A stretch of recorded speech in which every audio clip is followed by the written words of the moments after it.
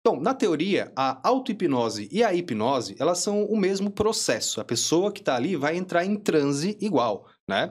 Só que a diferença é o quê? Na auto-hipnose, é a própria pessoa que vai se sugestionar, dizer o que ela quer que aconteça e tudo mais. Já na hipnose, ela vai ser conduzida por uma outra pessoa, por um profissional, né? Então, quais são as limitações que a auto-hipnose tem?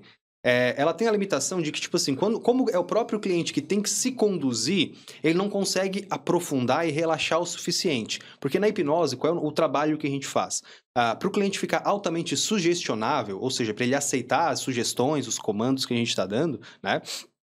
Esse cliente, ele tem que rebaixar o que a gente chama de o racional dele. Aquilo que questiona, do tipo, tá, mas por que isso está acontecendo? Mas por que você está pedindo para eu fazer isso? Né? Esse o racional é o que atrapalha, é o que, na verdade, faz a nossa conversa aqui hoje. Nós dois estamos conversando pelo nosso racional. A gente está pensando, imaginando e falando. Então, na hipnose, isso não pode acontecer, porque ele vai questionar, vai ter uma barreira ali. Né? Então, o que a gente faz? A gente consegue, ao hipnotizar o cliente, esse racional, ele rebaixa e tudo que a gente fala para ele, ele não questiona. Por isso que o cliente acaba executando, às vezes, situações muito estranhas, né? À primeira vista. Aquele assim, lá da cebola? Comer Tipo uma isso? cebola achando que é uma maçã ou algo assim, né?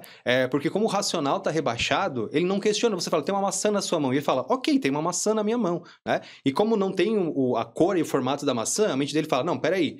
A maçã, ela é vermelha, então tu tem que estar segurando alguma coisa vermelha. Então ele começa a alucinar achando que está segurando algo vermelho, né? Você tem que...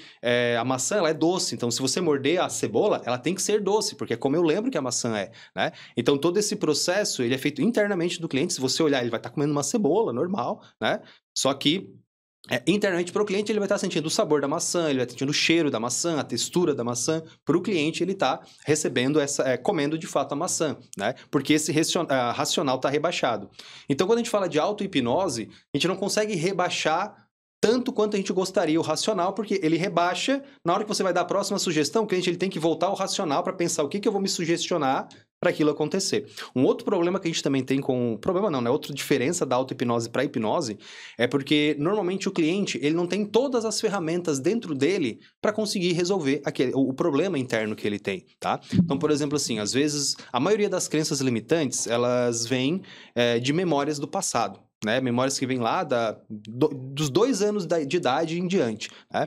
Então, essas memórias que elas são traumáticas do passado, o cliente, quando ele visita, por exemplo, numa regressão de memória, ele não tem a ferramenta necessária para o que a gente chama de ressignificar essa memória, ou seja, dar um novo significado para essa memória. Se ele tivesse essa capacidade, ele já tinha feito em casa, da última vez que ele lembrou dessa memória, mas toda vez que ele lembra, incomoda, dói o peito, sabe? Traz todos aqueles sintomas de um evento traumático e ele não consegue, não, peraí, eu vou analisar esse trauma de uma maneira, não tem como, quem faz isso é quem está de fora, que não está envolvido pelo sentimento daquela memória, né? Então, por isso que quando a gente tem a hipnose tradicional, a gente rebaixa bem o racional do cliente e a gente consegue conduzir ele para lugares que ele não conseguia ir antes. Então, a gente consegue visitar memórias que às vezes estão memórias reprimidas, que nem o cliente lembrava que ele tinha essas memórias, né? A gente consegue trazer esse tipo de memória e principalmente trabalhar, dar uma nova visualização para essa memória.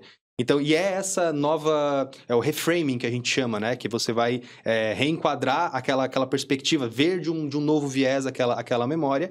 É aí que vem a ressignificação, é aí que vem a quebra da crença limitante, né? Então... por exemplo, às vezes a gente tem criança, a gente vai fazer regressão de memória com alguém, a gente volta lá na infância e tem uma memória, por exemplo, com o pai dizendo, você só faz tudo errado, você não faz nada direito, né? E isso acaba criando uma crença naquela criança, falando, não, eu faço tudo errado mesmo, mas eu não faço nada direito, né? Então, quando a gente volta com a regressão nessa memória, ele só consegue fazer o quê? Só consegue lembrar da angústia do meu pai dizendo isso, de eu me sentindo, minha autoestima baixando e tal, né? Ele não consegue. E nós, como terapeutas, vamos fazer o quê? Não, vamos parar essa memória então. Por que você acha que seu pai está dizendo isso? O que aconteceu? Meu pai veio nervoso, meu pai estava alcoolizado, sabe? Ele começa a visualizar, opa, peraí, então o problema é do meu pai, não sou eu que realmente não consigo fazer as coisas, né? É o meu pai que está, sei lá, me xingando de graça, é o meu pai que ele está frustrado com alguma coisa, ele consegue ter essa visão e ele tira aquele peso e fala, ok, então eu não sou não faço tudo errado. O meu pai que estava num momento difícil, ele consegue quebrar essa crença e é incrível, porque a pessoa fala, minha vida tá toda bloqueada. Ela quebra essa crença, parece que a vida volta, o meu emprego agora tá indo bem, meu relacionamento tá indo bem, né? Nada muito diferente, mas parece que as coisas vão para frente, né? Por que isso acontece? Porque basicamente antes essa crença limitante bloqueava esse cliente, né? Então no trabalho ele não conseguia ir para frente e a nossa mente ela boicota profundamente quando a gente tem crença limitante, do tipo assim, essa pessoa que fala, não sou bom o suficiente ou algo assim, às vezes pode acontecer de ela estar no trabalho e ela tem que entregar relatório e a mente dela faz ela esquecer um detalhe do relatório, ela não manda o relatório, fica na caixa de saída, sabe? A mente vai criando pequenos boicotes para que ele não tenha sucesso, por exemplo, né? Por quê? A mente está lutando contra? Não, é porque é como se a mente tenta ficar sempre na zona de conforto dela. Né? Então, se eu sou um fracassado, para mim é mais confortável continuar no fracasso, porque o dia que eu tiver sucesso, eu não sei como eu vou reagir. Né? Esse é o pensamento que a mente tem. Então, eu vou continuar aqui tendo esse fracasso. Quando eu começo a crescer na empresa, por exemplo, minha mente fala, peraí, estou recebendo elogio, meu chefe está ficando feliz, né? Isso não é consciente. O nosso cliente está feliz, ele está meu chefe gostou, tal, mas fica aquele desconforto na mente dele e começa a mente a boicotar. Aí ele não entrega mais relatório, ele já não está mais rendendo como antes, né? Por causa dessa crença limitante. Quando a gente consegue quebrar essa crença, o cliente, ele deslancha. Eu tenho até um exemplo que eu posso trazer aqui para você. Claro. Tinha uma cliente minha que ela trabalhava com essas... marca de revender produto de cosmético, assim, né? Eu não lembro agora qual era a marca especificamente, que tinha assim, ela é vendedora, daí vira gerente e vai subindo de cargo, né? E ela falou, olha, eu não consigo eu não consigo mais crescer aqui dentro, eu tô querendo virar gerente, eu fui vendedora, fui a minha top vendedora, eu vendia muito, o meu prazo para ser gerente, digamos assim, né, pelo meu crescimento, era para 6 meses atrás eu já era para ser gerente, mas quando eu tava quase chegando, alguma coisa tá me boicotando, eu não consigo mais abordar cliente, eu não consigo mais tentar vender, começa uma frustração muito grande, né, e daí a gente foi analisar para ver o que era, a gente descobriu que ela tinha uma série de crenças relacionadas ao emprego dela, ela teve muito chefe, por exemplo, que falou, que ela era realmente uma boa profissional. E daí, alguns chefes falam assim, se você sair da minha empresa, você nunca vai encontrar outra coisa. Ninguém vai querer te contratar. Você é uma péssima funcionária. Só aqui que você vai conseguir emprego. Ela teve 2, 3 chefes que trataram ela dessa maneira. Né? O que começou a acontecer? O que a mente dela começou a associar? Quando ela ia vender os produtos dela, por exemplo, quem é vendedor sabe que a gente vai receber mais não do que sim. Né? O cliente vai negar mais do que aceitar. Então, essa cliente, ela ia falar com o cliente falava, não estou interessado. O que a mente dela associava? Ela associava com os chefes dela, né? Porque, crendo ou não, a mente dela associou o quê? Que hoje quem compra de mim é o meu chefe. Né? Então, quando a pessoa que comprava dela dizia não, é como se o chefe dela dizendo, não, você não vai. E isso começou a boicotar ela, começou a travar, se acumular. E quando a gente fez o processo, a gente visitou essas memórias e descobriu. A gente visitou a memória dos chefes, né? Dos 3 chefes que incomodaram ela. Voltamos em memórias do passado também, lá da infância. Porque apesar de memórias do presente influenciarem, como essa do chefe, o que eu sempre digo, por exemplo, para os meus alunos é assim, olha, outras pessoas também já foram xingadas pelo chefe, por exemplo. Por que elas não se boicotaram? E a minha cliente, especificamente, ela se boicotou, né? O que diferencia uma da outra? É as memórias lá da infância. Então, provavelmente lá na infância, alguém já colocou aquela pulguinha atrás da orelha, do tipo, olha, você não é o suficiente, ou algo assim, que criou aquele início de crença limitante, e quando ela chegou na fase adulta, que essas coisas mais pesadas começam a acontecer, essa crença, ela é ativada, e isso acaba se desenvolvendo, né?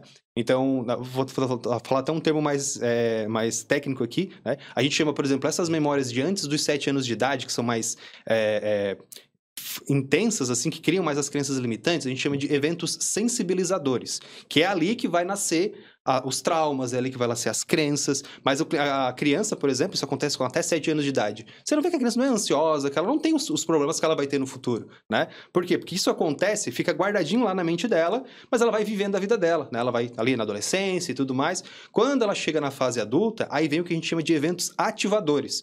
É um evento que vai ativar aquela sensibilidade lá do passado. Né? Então, por exemplo, nesse caso da minha cliente, ela tinha provavelmente alguma coisa lá no passado relacionado à autoestima, capacidade que ela tinha e tudo mais, mas nunca incomodou ela, até vir um evento ativador, como no caso dos chefes, e falar, não, você realmente não presta, o seu serviço é muito ruim e tal, né? Então, como se confirmasse aquela crença lá do passado. Pô, eu acreditava e agora tem alguém confirmando isso, né? E vai se reforçando, E acaba que o cliente começa a se travar cada vez mais, né? A gente consegue, com a hipnose, descobrir isso. Lembrando que assim, o cliente não precisa saber disso, tá? Não é assim, o cliente não tem que vir para mim dizendo, olha, essa memória é essa e essa que está causando o meu problema. Não. Inclusive, a maioria dos clientes, eles vêm só com o simples, do tipo assim, eu tenho ansiedade, não sei por que eu tenho ansiedade, né? Então, é o meu trabalho buscar quais são as memórias, o que está acontecendo, por que o meu cliente tem ansiedade. Então, a gente faz esse processo que a gente chama de hipnoanálise, né? Que é uma análise através da hipnose, a gente vai buscando todas as memórias que esse cliente tem negativas de ansiedade e acaba trabalhando. Então, a gente acaba trabalhando aí numa sessão, por exemplo, de 7 a 10 memórias que o cliente traz traumáticas, né? E é bem diferente porque, assim, se a gente for fazer uma terapia tradicional, né, a gente consegue trabalhar, às vezes, com 2 traumas por ano, porque demora a gente conseguir trazer o trauma, demora para o cliente trabalhar, naquelas terapias mais de conversa, digamos assim, né? Já na regressão de memória, com a hipnose, a diferença da hipnose para a terapia tradicional é que ela é muito mais rápida. Essa é a diferença. A hipnose consegue o mesmo resultado que a terapia tradicional conseguiria. Só que uma terapia tradicional, dependendo do resultado que você quer, pode levar 1, 2, 3 anos para conseguir, né? Enquanto com a hipnose, em 3, 4 sessões, você consegue o mesmo resultado que levaria anos para conseguir com a terapia tradicional. É a única diferença, tá? Então, assim, esse problema aqui eu não consigo resolver com psicologia, você também não consegue resolver com hipnose. Você consegue resolver com psicologia? Você consegue resolver com hipnose, só que mais rápido. Essa é a grande diferença, porque a hipnose ela é só um estado que a pessoa fica que potencializa a terapia, né? Então, quando a gente hipnotiza a pessoa e começa a aplicar a terapia, o que eu aplico é a terapia da psicologia. Então, as técnicas da psicologia a gente aplica, só que adaptados para a hipnose. Por isso que tem mais resultado, né? Mas, basicamente, é o mesmo...